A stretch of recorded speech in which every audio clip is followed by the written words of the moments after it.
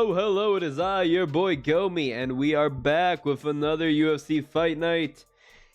We're back in the damn Apex, and yeah, we're coming off last week's fight card, which I gotta say was definitely one of the fight cards of all time.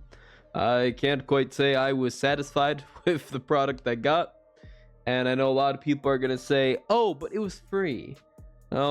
Every time I watch a card like UFC Denver last week, I think back to the UFC London card, Aspinall versus Volkov. I think to the TJ Dillashaw versus Corey Sandhagen card. I think back to the tough finale of 2022 or 21 maybe. No, 22. It was Hill versus Santos. And I think back to UFC Orlando, UFC Sao Paulo, and I sit there and go, wow.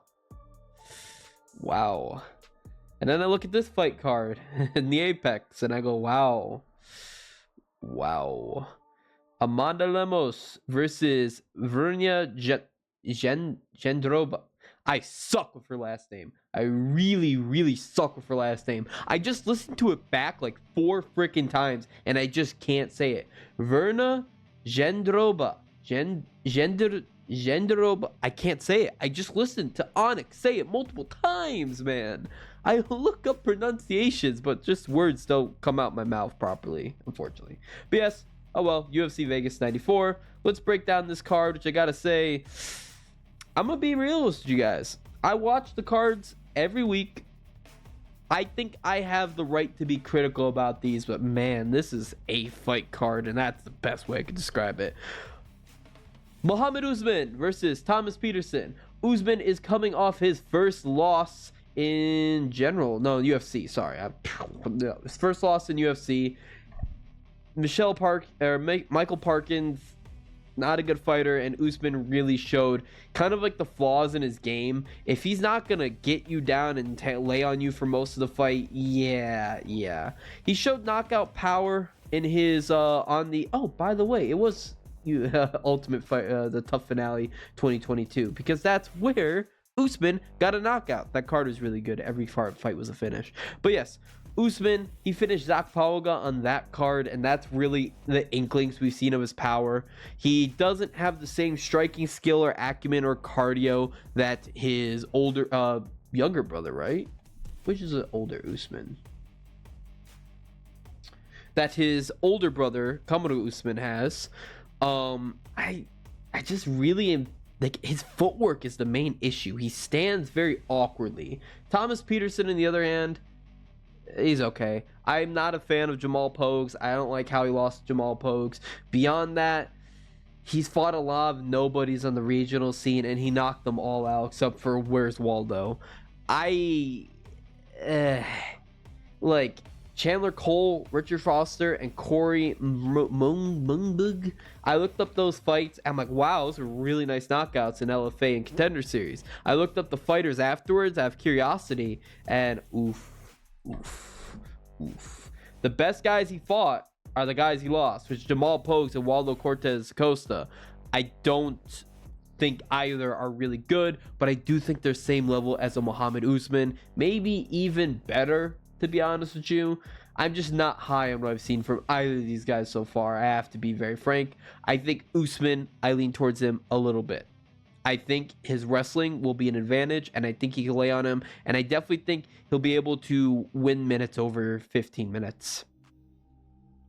Luana Carolina versus Lucy Pudilova. I don't like this fight either.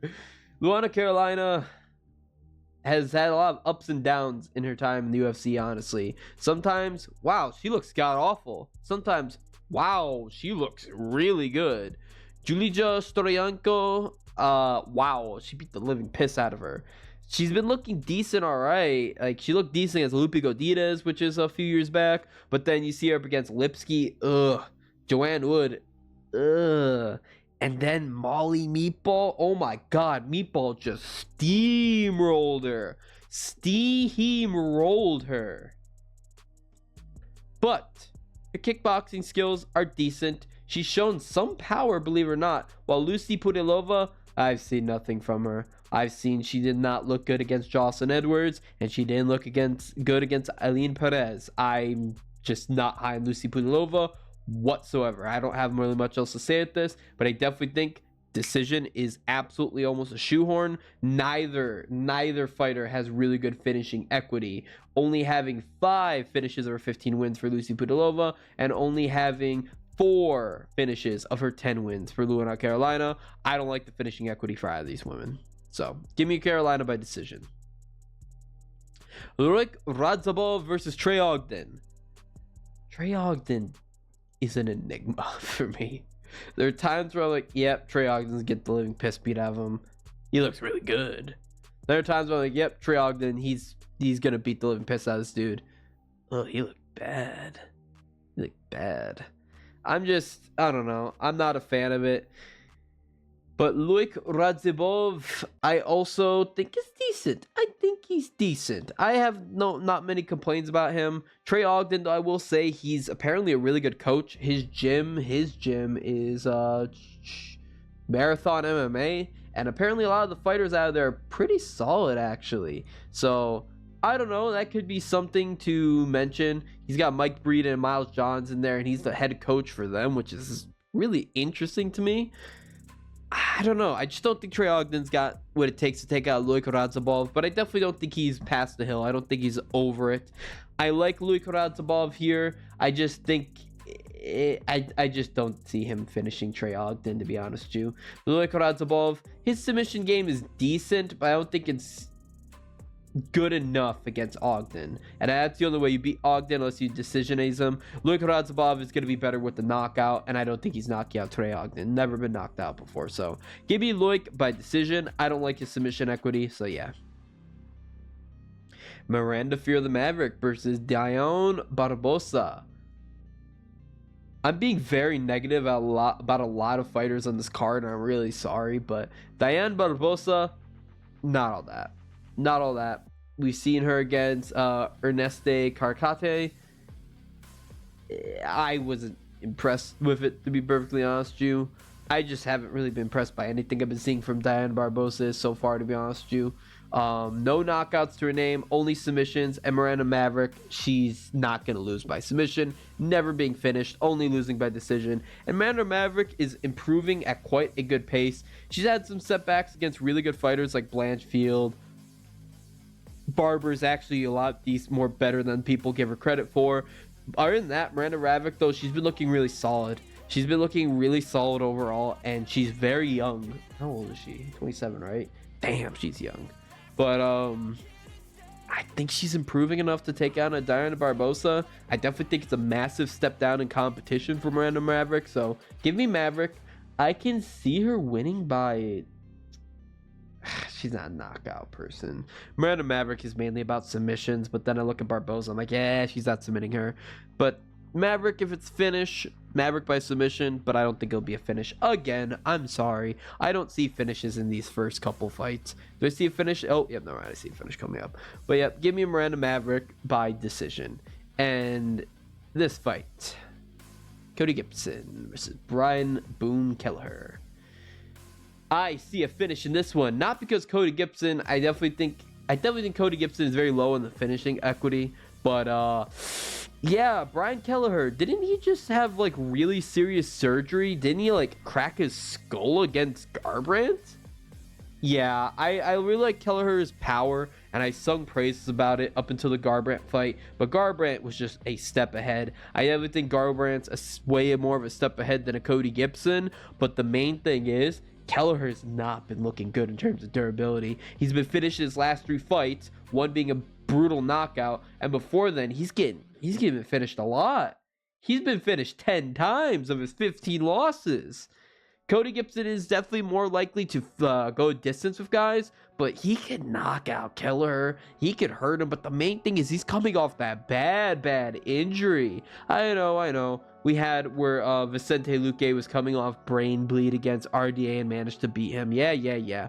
But wait, no, Luque didn't beat RDA, did he? Whatever the case is, he didn't look that bad after the brain bleed, but I'm still just not going to be putting money or picking guys coming off such catastrophic injuries like that. Actually, I've done that before. Whatever the case is, I don't like Brian Kelleher in this matchup at all, to be honest with you. I think Cody Gibson wins it. Otherwise, If it wasn't about that, I think Kelleher would probably get the finish. Probably. But yeah, give me Cody Gibson to win it, and give me it by TKO. Jae-Yong Lee versus Hyder Emil. This is a good fight. Finally, I'm gonna be honest with you, these fights all kind of suck other than the equity of a finish on this one. But finally, a good fight. A good fight, though, that I don't have much really to say about, to be honest with you.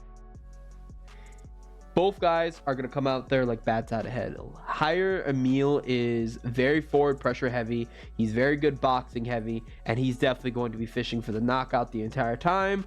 Jae-Yong Lee is very much the same way. He does lean towards getting for some submissions more, but he's more of an opportunistic submission artist by very low takedowns, but lots of club and subs.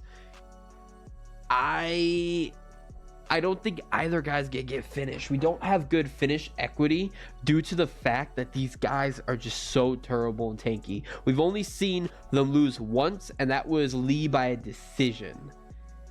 Hyder Emil throws, Lee throws. Like, you really want to look at the finish. Like, I was looking at this, I'm like, finish. And I'm like, but these guys are tough, man. They're tough. They're durable, and it's definitely gonna be a striker's delight. There's definitely gonna be a lot of high pressure, and you're definitely gonna be sweating out. So I'm gonna be taking. Damn, there's a storm outside. I'm gonna be taking Hyder Emil to win by decision. Is that a storm or are my neighbors fighting? I don't know. I'm kind of scared. Oh well. I'm gonna take Hyder Emil to win by decision, haphazardly. So this is a true 50-50, and it's also 50-50 if it gets a finish, honestly, because either guy can finish the other. I'm just picking against the finish just because they haven't been finished. But either way, this should be a car crash. And we're on to the main fight, main card. And oh my god, why is this headlining the prelims and then this garbage over here on the main card? I'm sorry. It's not Bill Algeo. I'm not gonna be super negative on him. He's only lost to Kyle Nelson and Touchy Feely, which are not bad losses, and his 2 fights against Ramos back in the day. Do you have 2 fights against Ramos? Yeah, the main thing and main issue that I have with this matchup is really going to be Do-Hoo Choi. Do-Hoo Choi is bad, very bad. He's got a draw against Kyle Nelson, and that draw is the only thing that saved him from going on a 4-fight losing streak, but doesn't matter because he has not had a single win since 2016. Yes, he has not won a fight in MMA in 8 years. High bits of inactivity due to Korean military service. Say the same thing to TKZ, which sucks. And he's been getting finished in these fights. He hasn't looked good. He hasn't won.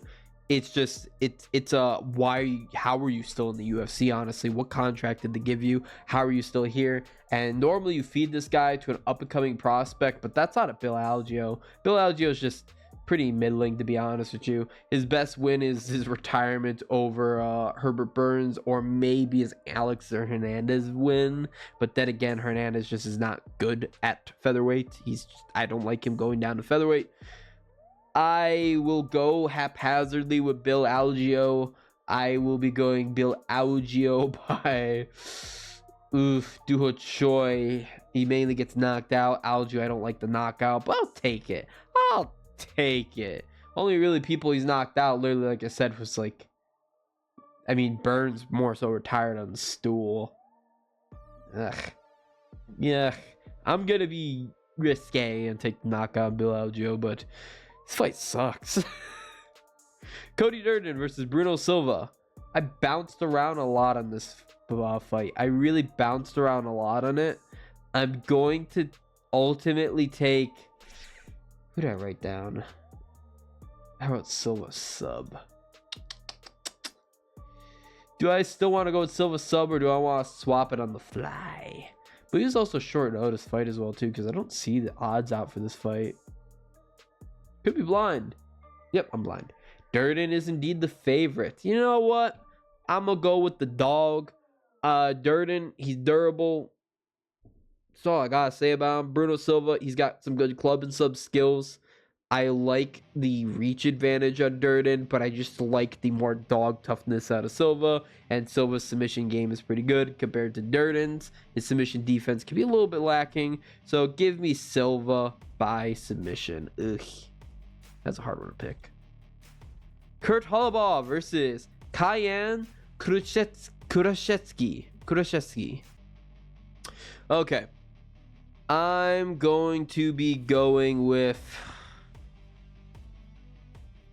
I like Cayenne in this spot a little bit more. I know he didn't look good against his last fight against Elvis Brenner.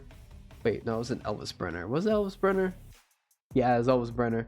And then I don't like how Kurt Hallball looked against Trey Ogden, a fighter who I did not speak very highly of previously. So I'm going to be taking Cayenne just because the last fight he looked better against Elvis Brenner. I think he's a better opponent than Trey Ogden. But this is definitely not a don't listen to my advice in this fight.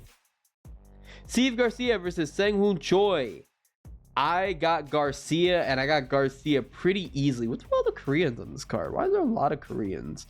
I got Steve Garcia pretty easily. Steve Garcia, I like his boxing. I like his offensive grappling if he needs to be. But the main thing is I just like his striking overall. He can definitely put the hurt on people. He's riding a nice 3-fight knockout streak, which is very good. Sang-Hoon Choi, I know he finally sapped his losing streak against Aarons, but other than that, big losing streak.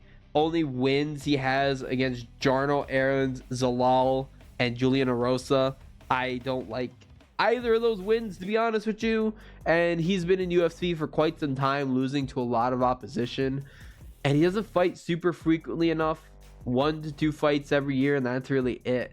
For these up-and-coming guys, you want to see them fighting more and more often. Steve Garcia, he had 2 fights last year. He's pretty much consistently 2 fights. I think I like Steve Garcia a lot better here. I like his striking ability. He does a good job of digging to the body, and he's got good striking accuracy, I believe, overall. Yeah.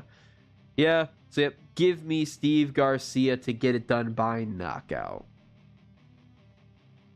And on to the co-main event of the evening. Boy, this does not feel like a co-main event. This does not feel like a co-main event at all. Brad Tavares versus Jung-Young Park. What's his name? Iron Turtle, I believe it is. Yeah, Iron Turtle. I've been burnt a lot of times on the Iron Turtle. And Brad Tavares, I actually stupidly made him my lock. It's not even that stupid, but I made him my lock of the night against Chris Weidman. Jesus, he barely eked that out against old broken leg Weidman. Jesus, that was disgusting. I was sitting there because my friend, he had picked Chris Weidman, and I was like, you're an idiot, you're stupid, why would you do that? And I sat there going, oh my God, I'm stupid, I'm idiot, why would I do that? Brad Tavares, he's just not looked good, unfortunately. He's taken too much damage over the years. He's been knocked out by a lot of people. He got destroyed by RoboCop.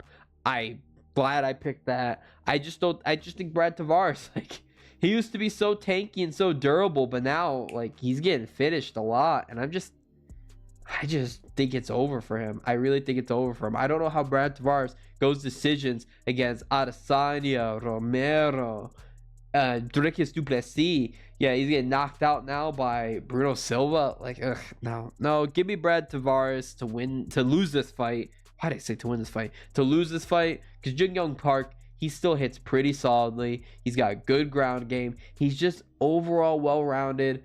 He's not the best, but I think he's good enough to take out Tavares. Brad Tavares, though, his submission defense is impeccable. His takedown defense is impeccable. So I don't think Park is going to finish him because that's his main thing is submissions. I definitely don't think he'll not. He might knock out Tavares of how his chin's been. He might.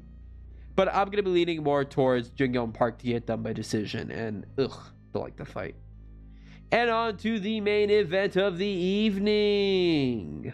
Amanda Lemos versus Verna Jaritos. I don't know, man. I can't say it. Jandiroba. So, this is going to be a strawweight matchup. Lemos is going to be 37 years of age, 14 wins, 3 losses, 1 draw. Is that no contest or draw? I don't know why I wrote that. I got to stop writing those. 8 knockouts, 3 submissions, 5'4" in terms of height, southpaw stance, 65-inch reach advantage, a 0.98 takedown average, a 58.74% significant strike accuracy, plus 120 underdog. Significant wins over Mackenzie Dern, Mariana Rodriguez, Michelle Waterson Gomez, and Angela Hill. Man, a few of these are over the hill, but few of those wins. Verona is going to be 36 years of age, 20 wins, 3 losses, 1 knockout to her name, but 13 submissions. 5'3" in terms of height, orthodox stance, 64-inch reach disadvantage, a 2.36 takedown average, a 57.70% significant strike accuracy, minus 140 favorite. She has significant wins over Lupe Godinez, Mariana Rodriguez, and welcome back Angela Hill. Yeah, I don't like this as a main event. I'm going to be transparent. T is bad main event. Lemos can bring it though. She can bring it, but the problem is it's just, I don't know where she's at after the Zhang Weili fight, to be honest with you. Like, yeah, she won her last fight, but yeah, I don't know. It's Mackenzie Dern. Mackenzie Dern just, it's not as good as I want her to be. Zhang Weili beat the piss out of Lemos. That fight should have been stopped in round 4, and I should have got my freaking money. It should have been stopped in round 4, and I should have got my freaking money for it. I'm still mad at that. God damn you, McDonald. But yeah, Lemos took a massive beating. She came back, but still, like, I just don't know where her headspace is at. She overall has been pretty decent, really good power, really good submission ability, but Verna, on the other hand, is very similar to that. Good power, good submission ability. It's just that somehow she really goes the distance the whole time. Granted, 3-round fight, so this is now going 5 rounds. Lemos at least has 5-round experience. She lost horribly, but she at least has it. So I guess her gas tank will be a little bit better. But Verna, on the other hand, I'm just not impressed with her game. Not impressed with her game. And I'm pretty shocked to see her this big a favorite. Which she's taking Lupe, Mariana Rodriguez, Hill. She's taking Mizuki Inoue. She's taking these fighters to a decision. And then she's finishing Mallory Martin. And then who else? Who else on there is a good person she's finished? I definitely think decision is going to be your best option for this fight. Maybe the over. Who knows? There might be a late round finish, but Amanda Lemos should definitely win this fight, I think. I'm surprised to see her as the underdog. So there's some dog money there, but also don't bet this fight. This is definitely a one of, let's just watch if I got nothing better to do, which I usually don't on Saturdays, so I won't be watching it. But yep, that is it. All I have to say about this card. Please let me know what you think in the comment sections below. I think this card, it's a cool poster. They definitely, oh man, I take it back. It's not a cool poster. They just took a picture of the faces and just colored it pink with some highlights. I don't know. I can make that. Let me know what you think in the comment section below this card. I personally think it's mid so far, but hopefully it turns out to be great. Once again, this has been your boy Gomi. Bye bye.